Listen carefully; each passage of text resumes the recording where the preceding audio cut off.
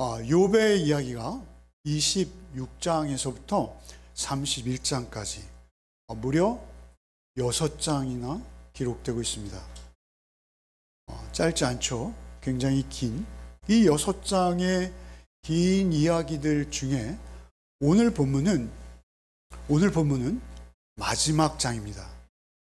26장부터 계속되어진 욥의 이야기가 이제 31장에서 끝나게 되는 것이죠. 이 말씀을 들어서 주석가들이나 많은 설교자들이 두 가지로 비유하고 있어요. 첫째는 무엇이냐면 유언과 같다 이렇게 비유하시는 분들이 있어요. 유언. 그리고 또 어떤 분들은 이것은 법정에서의 최후 진술이다 이렇게 비유하시는 분도 있어요. 유언이라는 말도 설득력이 있습니다. 왜 그렇습니까? 지금 욥은 중병에 걸려 있어요. 그래서 잠시도 기왓장으로 자신의 몸을 긁지 않고는 견딜 수 없는 고통을 경험하고 있어요. 그의 자녀들이 다 죽었죠. 집도 빼앗겼죠. 짐승, 그 많던 가축들도 다 잃어버렸죠. 그 정신적, 육체적 고통은 이제 극한에 다다랐어요. 그래서 이것은 유언이다. 그리고 그 유언의 결말, 마지막 대미의 장식이다. 이거 맞는 말이에요. 그리고 특별히 친구들에게 얼마나 많은 정죄를 받았습니까? 그 정죄를 받는 가운데 그가 이제 자신의 무죄됨을 주장하려는 것이죠. 그래서 유언과 같아요. 친구들의 입장에서 보면. 그러나 또한 하나님의 법정이기도 합니다. 왜 그렇습니까? 사실 이 히브리어의 어감은 상당히 법정적이에요. 그래서 마치 피고와 검사와 재판장, 친구들은 검사고요. 하나님 재판장이시죠. 그래서 그렇게 경론으로 갑론을박하며 죄값을 묻고 있는 그러한 법정의 모습을 닮아 있어요. 그래서 이것은 법정에서의 최후 진술, 판사가 마지막으로 당신 하고 싶은 말 있으면 해라. 그래서 이제 욥이 26장에서 31장까지 긴 말을 하고 이제 마지막 결론을 내는 31장을 우리가 묵상하게 되는 것이죠.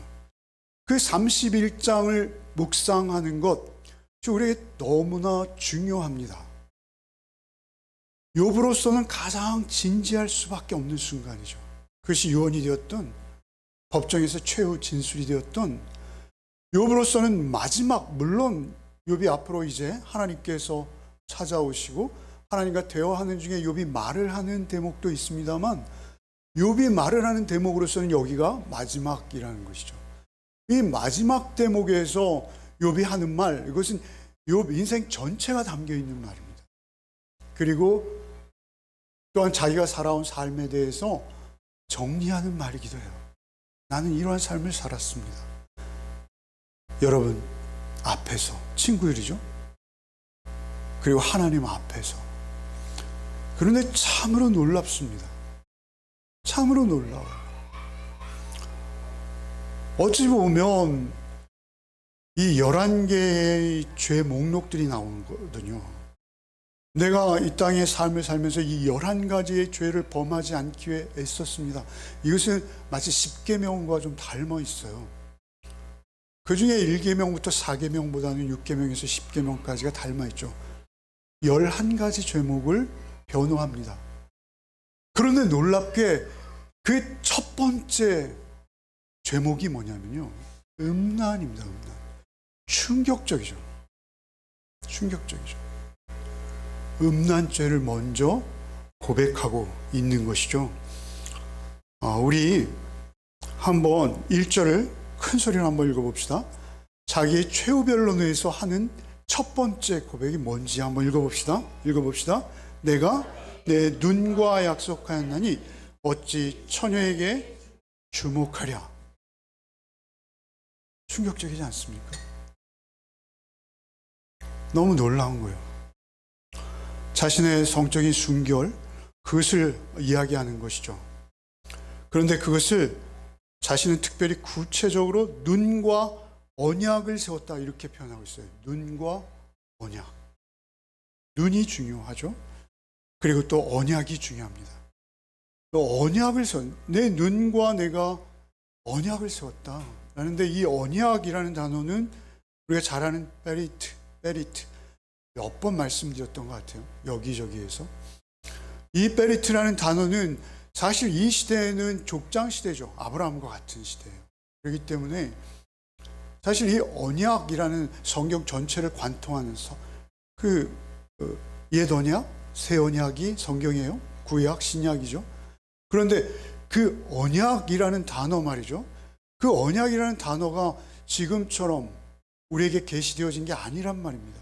아직 율법도 없고요. 아브라함과 동시대의 족장 시대예요. 그런데 그가 언약이라는 단어를 쓰고 있어요. 사실 그때 고대 근동에서 언약식이라는 특별한 절차가 있었다고 해요. 그래서 베리트라는 이 단어는 쪼개다 이런 의미가 있어요. 쪼개다. 쪼개진 조각들 사이로 지나가다 이런 의미도 있어요. 어원이 그렇다는 얘기입니다. 이 히브리어의 어원이 고대 근동의 언어에서부터 비롯되었는데 학자들의 주장에 의하면 쪼갠 고기 사이로 지나가는, 그러니까 그들이 언약을 맺을 때는 피의 언약을 맺는다는 거죠. 그래서 국가 대 국가 또는 개인 대 개인이 언약을 맺을 때 고기를 산 짐승을 쪼개 놓고 그 사이로 지나가는 거예요. 양방 모두가, 언약 당사자들이. 만약 우리가 이 약속을 어기면 이 쪼개어진 고기처럼 내가 되어도 원망하지 않겠다, 이런 약속을 하는 거예요. 심각한 약속이죠. 그런데 이 언약을 자신의 눈과 세웠다는 거예요.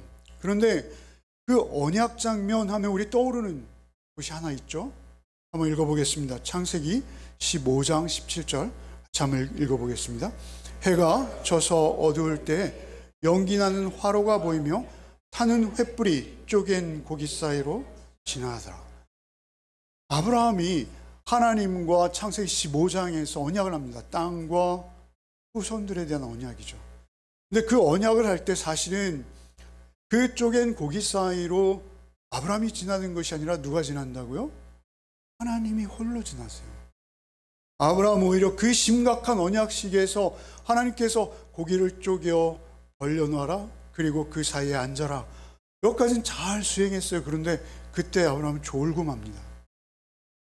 졸다가 얼핏 보니 횃불이 그 쪼갠 고기 사이로 홀로 지나는 것을 아브라함이 본 거예요.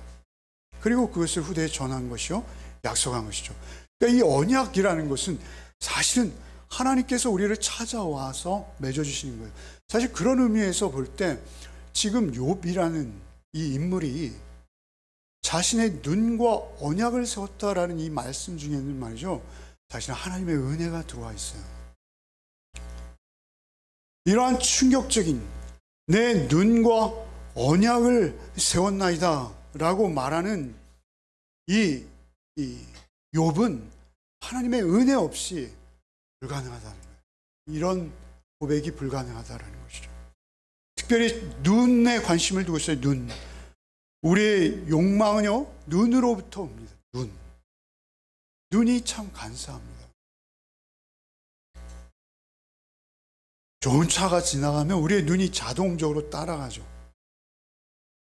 명품이라도 들고 있는 사람을 보면 우리의 눈이 자동적으로 그에 대해서 판단합니다.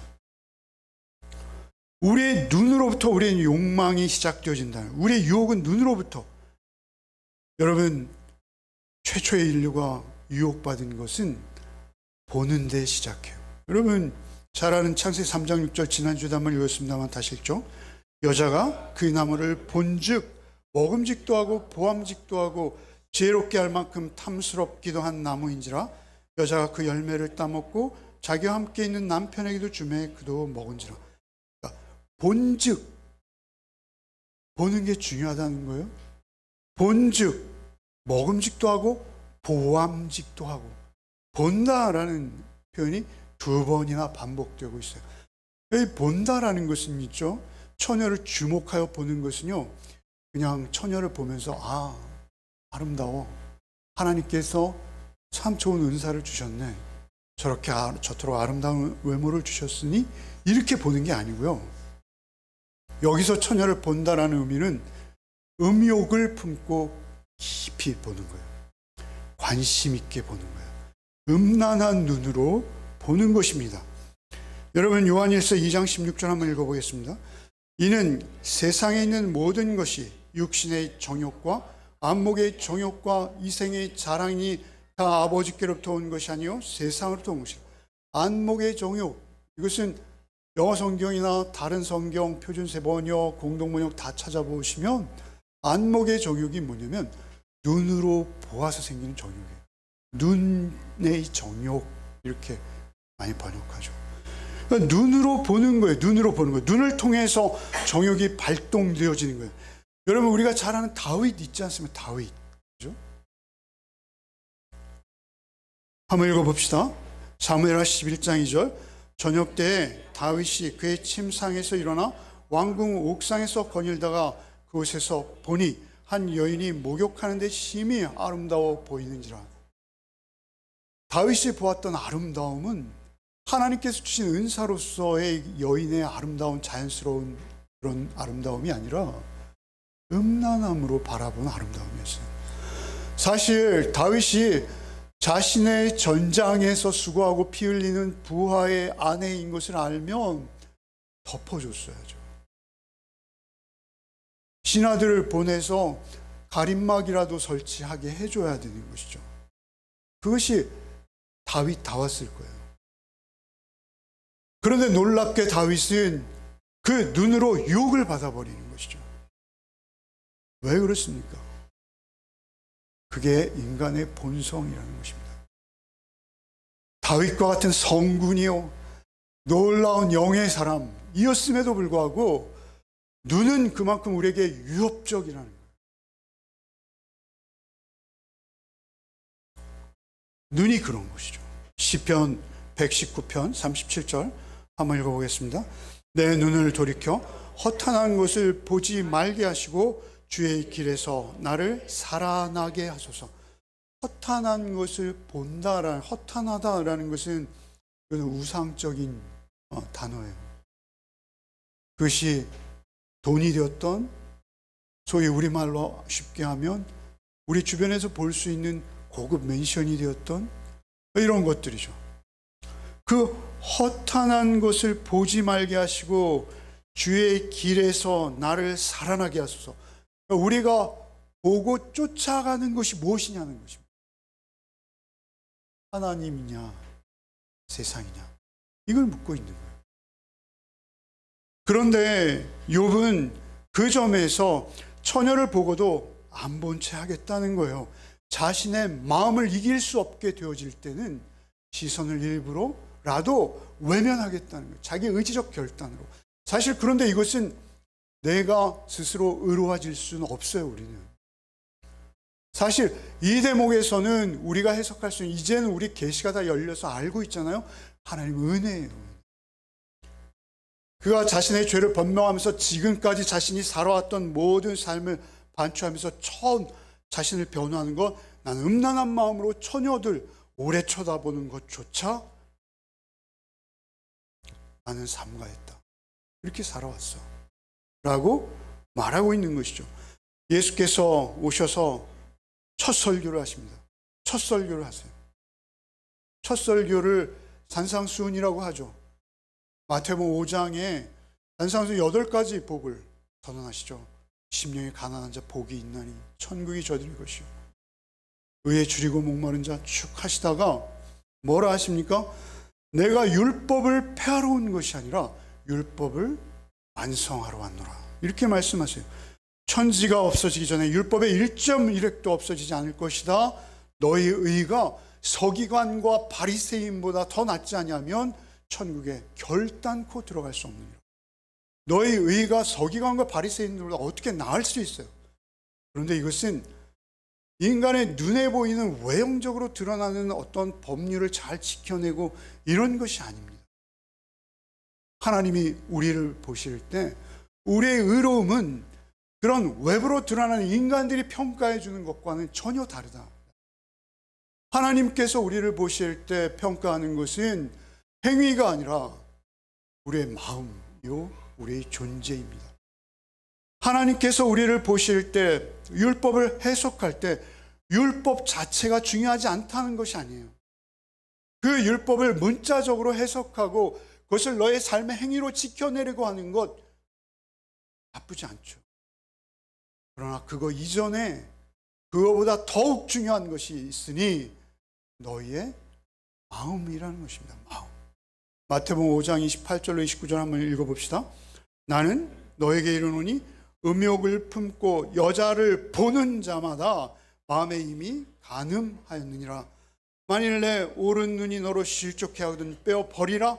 내 백체 중에 하나가 없어지고 온몸이 지옥에 던지지 않는 것이 유익하며. 성경의 엄미한 말씀입니다, 여러분. 예수께서 십계명을 다시 풀어주시죠. 근데 첫 번째 하신 말씀 무엇이죠? 미워하지 말라는 거예요. 살인하지 말라. 그 다음에 두 번째 뭐예요? 간음하지 말라. 간음하지 말라 하였으나 내가 너에게 말하노니 음욕을 품고 여자를 보는 자. 중요한 것은 그들의 마음이라는 것입니다. 마음이 더 중요하다는 거죠. 마음에서 미워하고 마음에서 음란함을 품는 것, 보이는 것이 중요한 것이 아니라 보이지 않는 것, 누구도 할 수 없는 그 마음. 여러분, 사실 음란함보다 짓기 쉬운 죄가 없습니다. 여러분, 이건 아무도 모르잖아요. 내가 어떤 생각을 하는지 누가 알 수 있겠습니까? 아무도 모르는 거예요. 그래서 우리는 더 쉽고 습관적으로 그런 죄에 빠질 수 있습니다. 그런데 그러한 죄에 빠지는 것이 얼마나 위험한지요. 얼마나 위험한지요. 얼마나 저주스러운지요. 얼마나 부끄러운지요. 그러한 죄에 빠지는 것 자체가 우리 인생의 가장 중요한 것 가운데 하나라는 것입니다. 그 죄에 빠지고 나서는 하나님의 영광도 하나님의 일도 하나님의 사람으로 그리스도인으로서의 모든 삶이 다 흔들립니다. 다 구겨지는 거예요. 출발조차 할 수 없는 거예요. 전혀 불가능한 것이죠. 은밀한 죄, 아무도 모르는 죄, 나만 홀로 알 수 있는 처녀를 보고 음란한 생각을 하는 것. 그러나 그것이 가장 중요하다는 거예요. 중요하기에 먼저 말하는 거예요. 욥이 가장 먼저 말하는 11가지의 죄 목록을 말하면서 왜 가장 먼저 얘기할 거예요? 여러분, 욥은 1장에 보면 자녀들이 생일 파티를 합니다. 생일 파티를 한 욥이 그들을 불러다가 성결하게 하되 아침에 일어나서 그들의 명수대로 번제를 드렸더라. 아침에 일어나자마자 자녀들을 사랑하던 욥은 그들을 한 명 한 명 불러서 번제를 드린 번제를. 여러분, 이것이 욥이 대단한 인물이라 그랬을까요? 저는 그렇게 보지 않습니다. 욥은 하나님 앞에 은혜를 입은 자였어요. 하나님께서 욥에게 특별한 믿음을 주셨고 놀라운 것은 그 주신 믿음에 귀 기울이며 반응한 거예요. 반응한. 여러분, 우리가 똑같은 믿음을 하나님으로부터 받는지도 모르겠어요. 여러분, 우리는 주의 말씀을 지금 받았습니다. 그래서 우리의 손에 들고 다니고 우리 요즘에 핸드폰 안에 하나님의 음성이 다 들어있습니다. 하나님께서는 믿음으로 우리가 반응하시길 기대하시면서 우리에게 믿음 주시기 원하세요. 근데 그 반응은 각자인 것이죠. 우리가 다 같이 설교를 듣고 있습니다만 여러분, 설교를 전하는 자보다 더 두렵고 떨림으로 하나님의 음성을 듣는 분이 여러분 중에 계실 수 있습니다. 그런가 하면 똑같은 설교를 들어도요, 하나님의 음성으로 전혀 들을 수 없는 분도 계시다라는 것이죠. 그렇게 욥은 믿음이 대단했던 것이죠. 여러분, 성경의 골자는 무엇입니까? 하나님 앞에 의롭다함을 얻는 거예요. 오늘 공교롭게도 우리 집사님께서도 주님이 다시 오심을 기대하는 기도를 해주셨는데요. 주님께서 다시 오셔서 우리에게 보시는 건 하나예요. 그건 무엇입니까? 의롭구나. 라고 의롭게 여겨주셔서 구원하시거나 너는 불의하다 라고 판단을 받고 구원과 상관없이 저주를 받는 것입니다. 둘 중에 하나입니다. 그런데 의롭다라고 인정받는 것은 여러분의 율법의 행위가 아니라는 거 우리가 너무나 잘 알고 있잖아요. 우리가 의롭다 하면 인정받는 것은 무엇입니까? 의롭다 여겨주심 받을 수 있는 건 우리의 믿음입니다. 오직 우리의 믿음. 그 점에 있어서 욥의 믿음은 하나님의 은혜를 받은 자라고 밖에는 설명이 안 되는 거예요. 여러분 오늘 본문 2절과 3절을 한번 읽겠습니다. 같이 읽겠습니다. 그리하면 위에 계신 하나님께서 내리시는 분깃이 무엇이겠으며 높은 곳에 젖는 자께서 주시는 기업이 무엇이겠느냐. 불의한 자에게는 환난이 아니겠느냐. 행악자에게는 불행이 아니겠느냐. 여러분 환난과 불행이라는 거예요. 내가 내 마음이 내 눈이 처녀에 주목하여 보지 아니하리라. 이 말씀을 내가 어겼을 때 나에게 닥치는 것은 환난과 불행뿐이라는 거예요. 환난과 불행이죠. 여러분 처녀들이 지나갈 때마다 고개를 막 계속 저어야 된다면 그 환난과 불행이죠. 계속 그 생각에 잠겨 있다면 요즘처럼 사실은 제한 없이 이러한 음란한 죄들을 저지르기에 좋은 환경은 그 과거의 인류 역사의 어떤 시대보다 없었다라고 여겨집니다. 그렇게 음란 죄에 빠지기 시작하면 그 분깃이 무엇이냐, 그 기업이 무엇이냐. 여기서 분깃과 기업은 이 땅에서의 재물이 아니라요. 재물도 해당합니다만 영속적인 축복을 말하는 거예요. 하나님의 백성으로서 받는 몫을 말하는 거예요. 하나님이 이 기업이라는 분깃이라는 이 단어는 상속이라는 상속. 우리가 하나님으로부터 상속받는 게 무엇이죠? 천국, 하나님 나라입니다. 그 상속보다 더 큰 상속은 없습니다, 여러분. 이 땅에서 부모를 잘 만나서 아파트를 몇 채 상속받아도요, 이 기업을 상속받지 못하면 아무 소용없는 것입니다. 근데 이 기업이 무엇입니까? 이 기업은 누구에게 주어집니까? 그것은 정결한 자에게 주어지는 것입니다. 하나님께서 의롭다라고 여겨질 수 있는 그 믿음의 소유자에게 주어지는 것입니다. 그래서 이렇게 하는 거예요. 우리 31장 쭉 읽어보셨죠? 네. 31장 이 죄 목록의 특징이 하나 있습니다. 그것은 무엇이냐면 내가 이렇게 하지 않으면 이런 저주를 받을 것입니다. 똑같은 형식에 계속. 내가 처녀를 음란한 눈으로 지목하여 보면 내 기업이 무엇이겠느냐, 내 상속이 무엇이겠느냐. 이것은 수사법, 이렇게 묻는 것, 확실한 것에 대해서 질문의 형태로, 이렇게 의문문의 형태로 확정짓는 그런 어떤 표현의 기법이죠. 내 기업이 무엇이겠느냐, 내 분깃이 무엇이겠느냐, 내가 복에서 떨어져 나가는 것 당연한 거 아니겠느냐? 하나님의 나라를 걸고 내가 맹세한다. 나는 처녀에게 주목하지 않았다. 내 눈과 언약을 세웠다.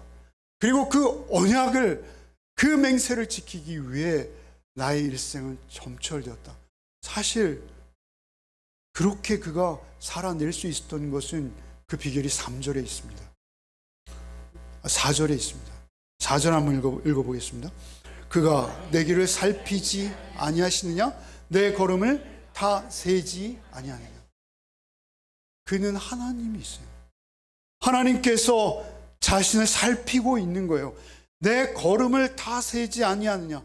살핀다라는 이 표현은 이전 성경에 감찰하신다 이렇게 표현되어 있어요. 감찰, 눈을 떼지 않고 우리의 심성과 우리의 존재를 직관적으로 그냥 뚫어보시는 거예요. 그래서 우리는 우리의 마음의 상태, 우리가 어떤 행위를 하는 동기 하나하나 다 하나님 앞에 숨길 수 없다는 거예요. 여러분, 이렇게 하면 그가 내 길을 살피자. 내 길이라는 것은 자기 인생의 선택이라는 것입니다. 여러분, 우리가 길을 가잖아요. 이쪽 길도 있고 이쪽 길도 있습니다. 그때 어느 쪽 길을 가느냐 날마다 결정하는 것입니다. 여러분, 아침에 눈을 뜨면 오늘 아침 뭐 먹을까? 출근은 어떤 방법으로 할까? 만나면 어떤 식으로 인사를 건넬까? 다 이거 우리 인생 길인 것입니다. 그런데 그가 내 길을 살피지 아니하시냐? 내 걸음을 다 세지 않. 걸음 한 걸음 한 걸음을 다 카운트하신다. 된다라는 것입니다. 그러니까 걸음을 떼어놓을 때 걸음을 걷고 또 한 걸음 걷는 그 떼어놓는 사이 막간까지 하나님은 걸음을 보고.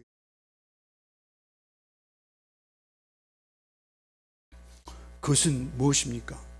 걸음을 떼어놓는 그 순간조차 하나님이 나와 함께 하시고 하나님이 나를 지켜보시고 하나님이 나의 마음에 세세한 것까지 다 보시는구나. 이것을 의식하고 살았다는 거예요. 이렇게까지 고백하는 욥의 이유는 무엇입니까? 욥이 이렇게까지 고백하는 이유. 욥의 친구들이 계속 욥을 몰아세우는 것은 뭐예요? 인과응보입니다. 네가 어떠한 삶을 살았길래 이 환난을 당하느냐입니다. 그러나 그 환난은 내가 하나님 앞에 죄를 지어서 당하는 환난이 아니다라는 것입니다. 욥의 주장은. 그래서 사실 이렇게 11가지를 이제 쭉 이야기하기 시작할 거예요. 31장 모두를 읽고 묵상하셨죠? 만일에 이러한 죄를 범했다면 내가 이런 형벌을 받아도 좋습니다. 라는 이런 강력한 맹세 형식. 여러분 지난주에 우리가 묵상했죠? 무엇들입니까? 그 문제들이 남을 속이는 문제, 그죠? 종들을 대하는 문제, 그죠? 남의 부인과 간음하는 문제, 자신 재물의 문제, 자기 원수를 어떻게 상대하느냐의 문제, 하나하나 짚어나가죠. 그런데 그 모든 문제들, 땅에 대해서는 어떻게 했느냐? 이런 굉장히 율법적인 것들이에요. 그런데 이 율법적인 것들이 사실 율법이 아니라는 거예요. 예수님의 산상수훈 가르침과 너무 흡사하지 않습니까? 여러분 7절 한번 읽어봅시다. 지난주에 오늘 본문이 아닙니다만 오늘 4절까지만 읽습니다만 7절 한번 읽어보죠. 읽겠습니다. 언제 내 걸음이 길에서 떠났던가 내 마음이 내 눈을 따라갔던가 내 손에 더러운 것이 묻었던가. 그러면 놀라운 발견을 할 수 있습니다. 내 마음이 내 눈을 따라갔던가. 내 눈이 따라가는 거 어쩔 수 없어요. 그럼 저도 좋은 차 지나가면 눈이 따라갑니다. 목사인 저도 눈이 따라갑니다. 그런데 그 눈이 따라가는 건 어쩔 수 없겠죠. 그런데 거기에 마음이 따라갈 수 있어요. 그건 무지하게 경계해야 될 상황입니다. 무지하게 경계해야 될 상황. 눈이 가고 그 다음에 마음이 갑니다. 그 다음에 뭐가 갑니까? 손이 가는 거예요. 손이. 눈이 가고 마음이 가고 그리고 최종적으로는 손이 가는 거예요. 우리가 재물에 대해서든 음란함에 대해서든 모든 것들이 다 이 순서대로 움직인다라는 것이죠.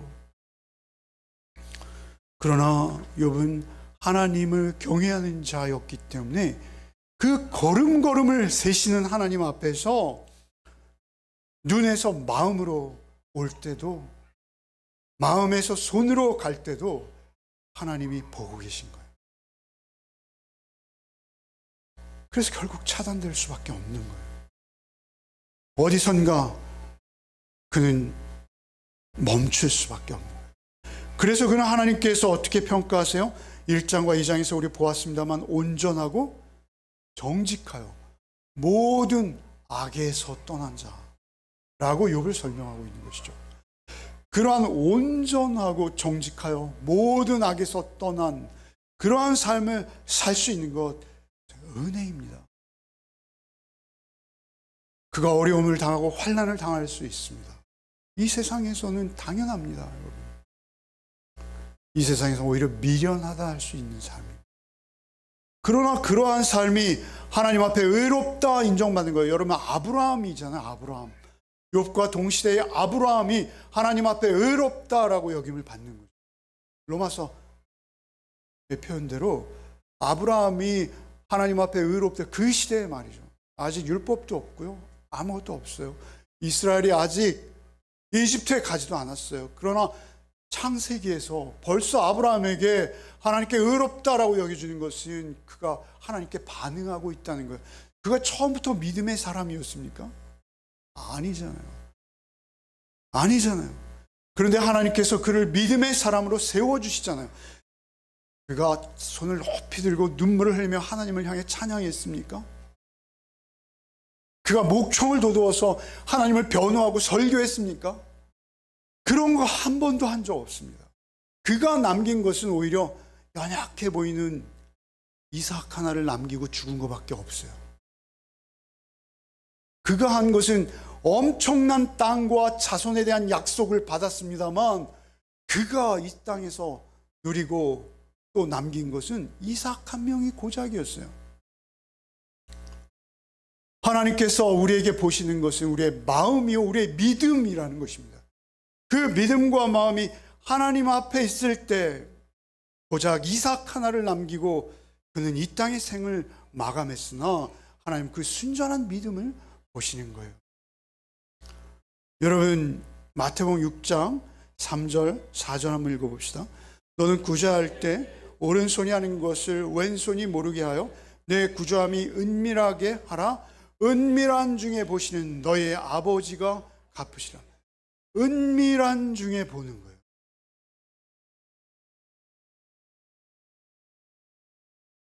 여러분, 오늘도 누구는 5억을 기부했네, 누구는 50억을 기부했네. 신문지상에는 엄청난 자선의 손길들이 우리의 눈과 귀를 통해서 접할 수 있어요. 그러나 하나님은 마음을 보신다는 거예요. 마음을. 과연 누구 앞에서 그 짓을 했는가? 무엇을 위해서 그 일을 했는가?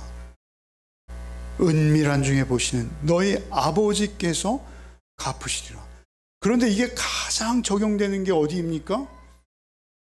음란의 문제라는 거예요.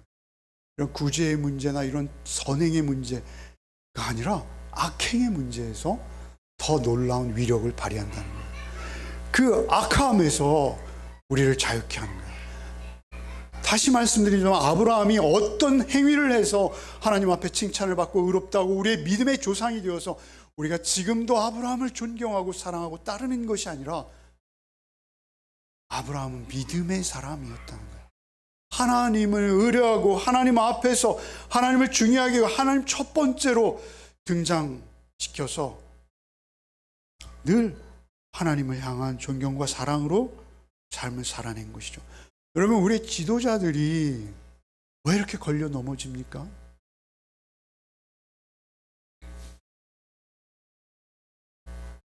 여러분, 우리는 걸려 넘어지는 세 가지입니다. 돈, 여자라고 말하죠. 성적인 문제, 돈, 성적인 문제, 권력, 세 가지입니다. 돈, 성적인 문제, 권력, 세 가지예요.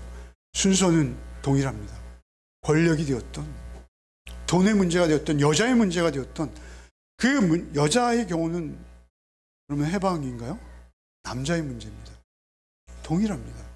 그 성적인 문제에 우리의 욕망을 그냥 걸어버리는 것이죠. 오늘날 일어나는 모든 문제가 이 세 가지 범주 안에 있습니다. 이 세 가지 범주를 떠나지 않습니다. 세상에서 어떤 누명을 쓰고 어떤 오명과 그 오물을 뒤집어 씌워도, 그래서 내 몸에서 오물 냄새가 펑펑 나도 여러분, 하나님은 여러분의 마음을 보신다. 마음이 중요하다는 거죠. 여러분, 근데 이것이 우리 지도자들만의 문제일까요? 절대 아니죠. 이것은 모든 인류, 아니요, 내 문제입니다. 내 문제예요. 내가 이 돈과 성적인 문제와 그리고 또 이 권력, 우리에게 권력이라는 게 없죠. 자존심이라고 해야 될까요? 명예라고 해야 될까요? 그 문제에 우리가 자유하지 못한다는 것입니다. 우리의 마음을 어쩌지 못한다는 거예요. 계속 욕망을 쫓아가서 내 안목이, 내 눈이 따라갔고, 그 다음에 내 마음이 따라가고, 그 다음에 내 손이 움직이는 그러한 일들이 우리 가운데 늘 있을 수 있다라는 것이죠. 그런데 이 한 가지, 가장 근원적인 문제 한 가지가 정해지지 않으면 모든 면에서 펑크가 나는 거예요. 모든 면에서. 또 반대로 말이죠. 이 한 가지 점에서 우리가 하나님 앞에 매일 수 있다면 모든 면에서 그는 신비한 존재가 되는 거예요. 신비한 존재. 인간의 이성이나 생각으로 어찌할 수 없는 존재가 돼버리는 거예요, 이미. 여러분, 우리 본문 4절, 7절 읽었습니다만 13절과 15절까지 한번 읽어봅시다. 13절부터 15절 읽어봅시다. 남종이나 여종이 나로 더불어 쟁변할 때 내가 언제 그의 사정을 멸시하였던가? 그리하였으면 하나님이 일어나실 때 내가 어떻게 하겠느냐? 하나님이 국문하실 때 내가 무엇이라 대답하겠느냐? 나를 태 속에 만드신 자가 그도 만들지 아니하였느냐? 우리를 뱃속에 지으신 자가 하나가 아니시냐? 너무 놀랍지 않습니까? 남종이나 여종이 나로 더불어 쟁변할 때, 남종이나 여종이 자신과 쟁변한대요. 여러분, 이건 현실적으로 불가능한 일입니다. 그것도 3,500년 전에 고대 근동에서 노예의 삶이란 처절하죠. 종의 주인이 노예 생사 여탈권을 가지고 있어요. 감히 주인에게 청탁을 하거나 그런 것도 잘 못합니다. 그런데 욥의 수하에 있는 종들은 욥이랑 쟁론했대요. 쟁론하는, 논쟁한다는 것입니다. 왜 내가 이런 대우를 받아야 됩니까? 이렇게 따질 수 있다는 거예요, 주인에게. 남종이나 여종이 나로 더불어 쟁변할 때 내가 그의 사정을 멸시하였던가? 그랬으면 하나님이 일어나실 때, 하나님이 일어나신다라는 건 하나님이 일어나시면 심판입니다, 심판. 하나님이 일어나실 때 내가 어떻게 하겠느냐? 하나님이 국문하실 때 내가 무엇이라 대답하겠느냐? 나를 태 속에 만드신 자가 그도 만들지 않느냐? 우리를 뱃속에 지으신 자가 하나가 아니시냐? 놀랍지 않습니까? 종인데, 노예인데 나와 동일한 인격체로 보는 거예요. 나와 전혀 다름없는 하나님 앞에서 그의 무게나 나의 무게나 나의 존귀함이나 그의 존귀함이나 새 털끝 하나의 무게만큼도 더하거나 덜하지 않다는 거예요. 종을 그렇게 보는 거예요. 노예를 그렇게 보는 거예요. 어떻게 이 3,500년 전의 사람이 이러한 말을 할 수 있어요? 오늘도 말이죠. 우리는 맨날 뉴스를 틀면 중대재해처벌법, 노란봉투법 이런 거 보잖아요. 얼마나 못살게 들들 볶습니까? 지금은 노예도 아니고 종도 아닙니다. 그런데 기업의 비용을 줄이기 위해서 생명이 희생되는 것이 오히려 약소한 거예요, 비용이.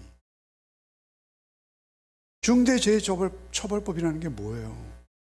근로자들이 1년에 수십 명씩 동일한 사업장에서 죽음을 맞는데 그것을 예방할 수 있는 예산으로 충분히 방지할 수 있는데도 노력을 기울이지 않는 거예요.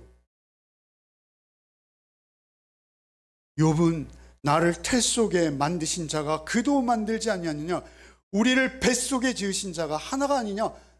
나를 탄생하게 한 그 자궁이 너도 탄생하게 한 거 아니냐? 우리는 형제다.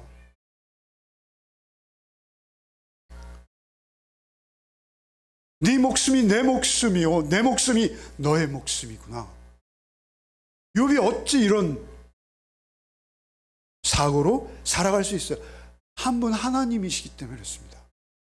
한 분 하나님 앞에서 동일하기 때문에 그런 것이죠. 이것은 존재론적인 이야기입니다. 여러분, 갈라디아 3장 28절 한번 읽어보겠습니다.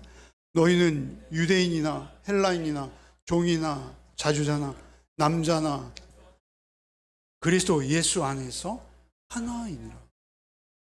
이제는 하나님의 인격과 존재 안에서 너와 나 동일하다가 아니라 이젠 예수 그리스도의 피값으로 구원받은 우리가 아니냐?